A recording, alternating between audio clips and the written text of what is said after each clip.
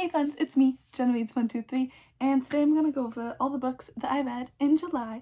So July was a great reading month for me. I was able to get to 20 books, which is absolutely fantastic, and out of those, 17 were for my physical TBR, which is great. However, I only got my percentage of books read up by 2% because I bought a lot of books this month, so it kind of evened out. Bought 17, read 17, it didn't do much, but yeah, I really enjoyed the majority of the books that I read. So without further ado, let's just get into it. The first book I want to talk about is Circe by Madeline Miller. Majority of this I read in June, but then I finished on the first day of July. It was supposed to be a buddy read, but I just have been having really bad luck with buddy reads because this one didn't work out either, but it's fine. Yeah, I really enjoyed this book. It is about Circe, who is a sorceress witch kind of person from Greek mythology. Mainly she's known for, in the Odyssey, like Odysseus on his way home, he gets into all the challenges, and one of the challenges is Circe's Island, where she turns all his men into pigs. So like, you go girl. Kidding. But this book, it was just so good. It was like a character study on her, and it was her throughout her life and like all the different like big parts, but like from her perspective, and it was beautiful. I ended up giving this book 5 stars, and I'll read just this one section from the back. Circe's tale is a vivid epic of family rivalry, love and loss, the indistinguishable song of a woman burning hot and bright in the darkness of a man's world. Whoever wrote that needs a pay raise. That is exactly what this is. I thought it was really good. There's like not much like, I don't know, it spans throughout like the thousands of years of her life, and it was just really good. And I really love mythology, so this was like perfect for me. And yeah, so I ended up giving this book 5 stars, which is great. Then I had a book that I didn't love as much, but like I still liked it. I don't know. This is Solitaire by Alice Osman. It's her debut novel. I heard the rest of her books like are even better because obviously she grew as an author. She wrote more books, but I didn't love this. I gave it 3 stars. Yeah, I kept wanting to read it, and I kept reading it like throughout the day because I was able to read this in a day because I was enjoying it to that extent. But I don't know. I didn't really vibe with the main protagonist, like the main character, Tori. We just have very different outlooks. She's very pessimistic, which like I don't love. It's just like, but like, I'm not sure. I don't have coherent thoughts on this book anymore because it's been a while, but it was alright. I'm hoping I enjoy the rest of her books more though, because yeah. I gotta say that her books, a lot of them focus like, have some focus on like mental health and that sort of thing, and so I think that was done well from what I can tell, but like, yeah. Oh my gosh, that rhymed. Who am I?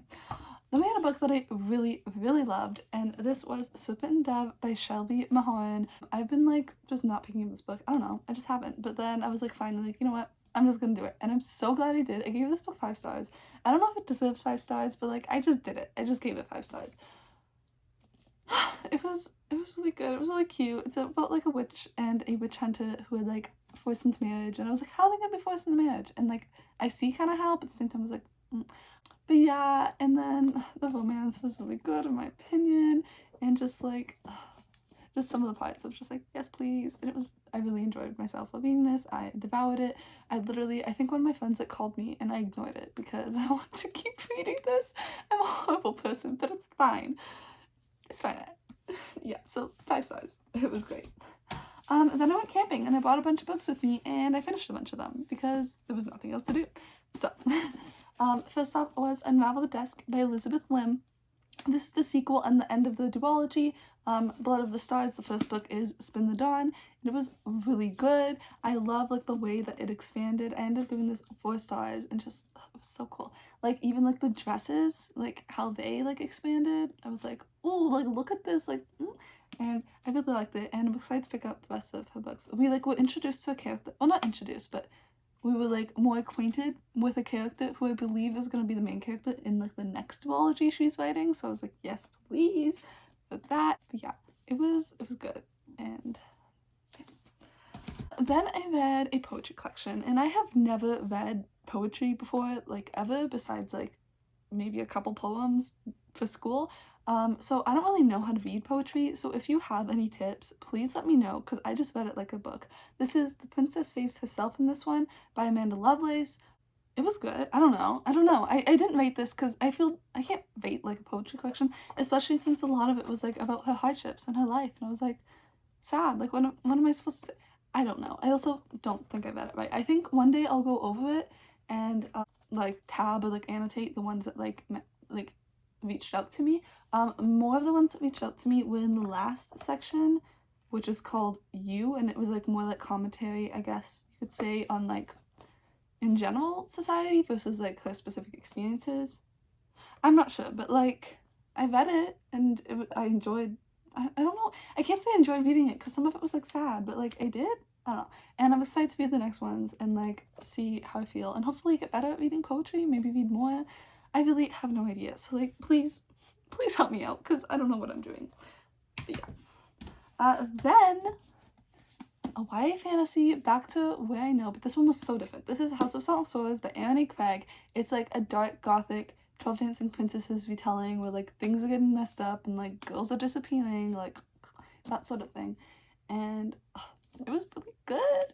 I was like confused in the way that like you were supposed to be confused, and there's some parts of it that like I didn't love, like the very ending I didn't like. I would have liked it better if it like ended before them. I don't know. But like overall, it was really good. It was creepy. I was like, what is going on? That it is kind of like descriptive at some points of like a little bit of gore-y. But like not too much, but like if you're sensitive to that, know that going in, especially like near the like last night, it gets like really like what the heck, like ew. And I was like, ew. But yeah. I read this for the Myth Take Book Club, but then I didn't end up like showing up to the live show, so I was like, what was the point? I don't know. But I enjoyed reading it, and I enjoyed seeing other people's opinions, and it's just really cool, and it's really different, and yeah, it was neat. Then I read a contemporary, and that is Let's Talk About Love by Claire Kahn. This is a Own Voices book, so like yes, it is about Alice, and her girlfriend had just broken up with her because like she confessed more or less that she was asexual, so her girlfriend was like, no thanks. So Alice was like, I'm not gonna date anyone anymore. But then at her work, well, she works at a library, like that's fun. I love seeing that because like that's why I want to work. And like also whatever, that's a different tangent, ignore me. But yeah, I really like this book. It reminded me of my one friend the whole entire time I was reading it, so like that made me a little like because I miss her because she lives in a different city, like a loser. But yeah, I thought it was really good, and I related to a lot of the things in here, which was really nice to see. And yeah. Then I have the books that I read for Becca's Bookopoly-thon, which was a 48-hour readathon. So I'm not going to talk too much about those because I mentioned them in my vlog, which I will link. We read 6 books for that, these 5 plus another one. So Life and Death by Stephanie Meyer. This is a gender bent Twilight. I ended up giving it 3 stars. It's, for the most part, it's the exact same story, so it was like hard to like not like I could put it down and not care because for the most part I knew how it was gonna end, because yeah, but it did really make me nostalgic for Twilight. Like the books weren't at like my time period, but I remember like grade 7 or something I watched all the movies with my one friend and it was really fun, so it made me want to redo that. But yeah, I don't know, I give it 3 stars.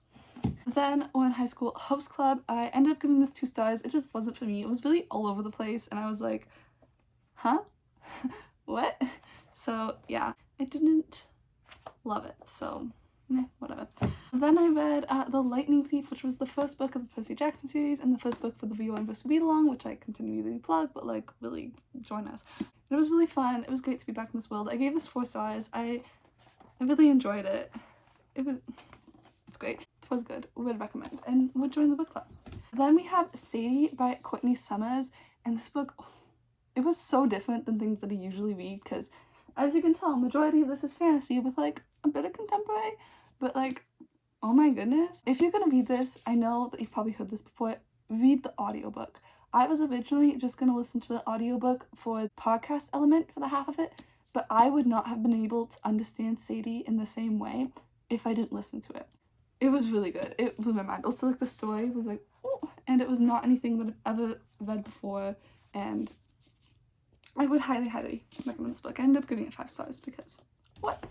And then finally I read Isla and the Happily Ever After by Stephanie Perkins. This is the last book in like this like 3-part series. I gave this 3 stars. It was like okay, but like I was just confused the whole time. I think it's because it's been forever since I read Anne and the French Kiss, so I like forgot the characters, and it started off in a way that like I felt like I should have already known the characters, but like I didn't, because it's, yeah, so like I didn't love it, but it was cute. I liked the ending. Yeah, I don't know. It was like, it was fine. It was there. Yeah. And then the last book that I read for that readathon was Shadow and Bone by Leigh Bardugo, which I don't currently own, but I will be buying the all 3 of them because I really like this book. I was kind of worried because there's been like mixed things, but I wanted to read it because I like Six of Crows, and I know that there's like the Netflix show coming eventually, and I want to be able to watch that. I did enjoy it. I gave it 4 stars, and I am looking forward to reading the rest of them eventually. Then I was in like kind of a reading slump for a bit, but like not totally, because I still was able to get through quite a couple other books. To start off, I read Stay Gold by Toby McSmith, and this had me bawling at the end. I was like, what? Like, oh my gosh. And it's about Pony and Georgia, and Pony is like starting at this new school, and he is just trying to lay loose, and Georgia's like a cheerleader. She's more than that, but she's just like kind of chilling, and they end up becoming really good friends, and like I like their banter. One thing I didn't like was like some of like one of the characters' actions I was really like not cool with. I was like, why would you say something like that? Why would you think that? Why would you like do that? Like, that's not very nice. Like, that's not a good outlook to have on like people or whatever. But then it made me like think more about like myself, and if I was in that character's situation, how would I have reacted? And it made me realize I probably would have reacted in a similar way, which now I can try and work on that and not do that. But this is an Own Voices novel, and I thought it was really good. I ended up giving it 4 stars because although it did make me cry, the like very end, it just kind of seemed like everything like worked out almost like unrealistically well, and I was like, what? But at the same time, that was happy. I don't know, but really good, really pretty, would recommend. Then I've been reading this book for like the past couple months, like kind of trying to read a chapter every day, but not really succeeding because I'm lazy. This is You Are a Badass, How to Stop Doubting Your Greatness and Start Living an Awesome Life by Jen Sincero. My friend bought me this book a while ago. She just saw it and she was like, you need this. And I was like, okay, just from like the title, because sometimes I have kind of low self-confidence. But this book was not meant for me. It's like a self-help book, but it's about people who want to change their lives and improve their lives. And honestly, my life is pretty good. I have no qualms about my life. So like, I feel like this might be useful for someone who is like stuck in a rut and like doesn't know what to do about it. But like me, it's not what I need to hear right now, you know? I didn't rate it because it's a self-help book, like what are you supposed to rate that? But Then the next 2 books I read because I had gotten them and I couldn't help myself, so I read them both right away. And that's The Tea Dragon Society and The Tea Dragon Festival by Katie O'Neill. These books are really cute, they're really good, they're like just graphic novels that are about, they're just precious, okay? They're just adorable. So The Tea Dragon Society I've actually already read and reread this year because one day I was like sad, so I just read it. But I finally had this beautiful original copy whatever of it, and it's way bigger than I thought it would be, but that's okay. And it's just this like beautiful artwork book of tea dragons and love and friendships and just amazing. It's super diverse. It's great. It's adorable. I love it. So I gave it 5 stars because it's really cute. And the Tea Dragon Festival is kind of a prequel to that. We have like 2 of those characters when they're younger, but it's more focused on like these characters. And it's longer, which was great because I got more. It's really cute. We have some like ASL that like the author was able to like write in, which is amazing. And then it's just, again, like just look at those colors with that art. It's fabulous. I also gave this 5 stars, and I just think these are really sweet books that people should read. Then we have only 3 more books, don't even worry. The Shadowhunters Codex, which is, it's like the textbook that they kind of read in the Shadowhunter world, and this was like good to help me like get back into it, because although it's a textbook, there is like written parts of like the main characters from Mortal Instruments. However, like I didn't read it because it's a textbook, like I don't know, it was fine. I wouldn't recommend reading it like I did. I just like read it like a book. Don't do that. Just read the parts that you want to read. Treat it like a textbook. It was fun to see all the little comments and stuff by people, but it wasn't necessary for me to read. Also, if you are going to read this, read it after the Mortal Instruments, at least after the first 3, because it's a little bit spoilery. Like, I don't know, not really. I don't know. But it was fine, so like, yeah. And it helped get me back into the world because I read Tales of the Shadowhunter Academy next. This is by Cassandra Clare and friends, so Sarah Reese Brennan, Maureen Johnson, and Robin Wasserman. It's a bunch of short stories about this one character. It takes place after the Mortal Instruments, and they're going off to shadowhunting school, and I thought it was interesting the way that they told, like, the stories about different characters, because in the short story collections, it's, like, from one person's perspective, but there's, like, stories about her Infernal Devices characters and her Mortal Instrument characters and whatever. The way that they did it in the last book, because the character was immortal, it was him seeing it at all points. In this book, it was like them telling this guy the story, and I was like, why are you just randomly like telling this guy the whole story? Like, is that what?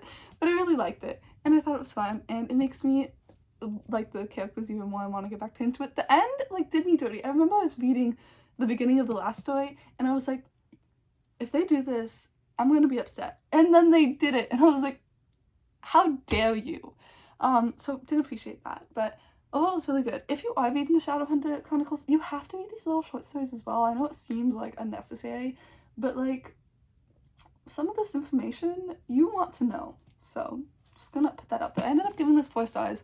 I think I enjoyed like all the stories, so great. And then the final book that I read this month, I literally read on the last day because I had to, and that's Sea of Monsters by Rick Riordan. It's the second book in the Percy Jackson series.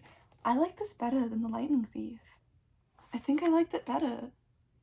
It was so cool. One thing I love about Rick Riordan's writing is that he takes the mythology and like puts his own little spin, which I know is like the whole point of these, but like I really think that's cool. And as I was reading it, I was like searching up each of like the people that like he mentioned, or like the monsters or whatever, and that kind of expanded like it. And these books are so cute. They're so good, and they make me happy. And like the ending, ooh, what's gonna happen? I like semi know, but I don't fully know. So excited to read the next one. And yeah, so those are the books that I read this month. She's kind of a hefty pile, so let me try and stack it up for you, but I don't know if I'll be able to. There we go. Okay. Thank you so much for watching this video, and let me know how your reading month went, if it was good or bad or anything. I love to hear it and have those conversations, and I hope you're having a super lovely day, and I will see you in my next one. So